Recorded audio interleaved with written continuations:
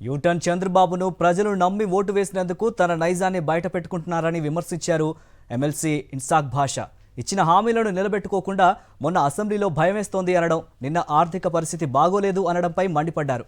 చంద్రబాబు తీరును దేవుడు కూడా క్షమించరన్నారు ఎమ్మెల్సీ ఇన్సాక్ భాషా.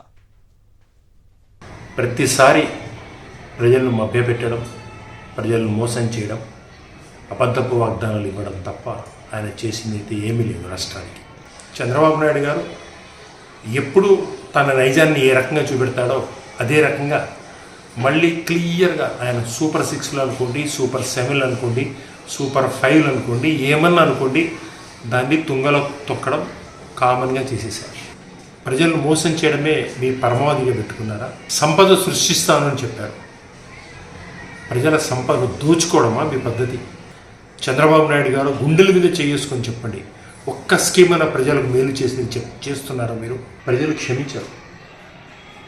రైతుల బాధ ఎవరికి రాకూడదు. వలసలు వెళ్ళేంత దుర్భరమైన పరిస్థితి రాష్ట్రంలో తెచ్చుతున్నారంటే చంద్రబాబు నాయుడు గారు, ఆ దేవుడు కూడా మిమ్మల్ని క్షమించారు.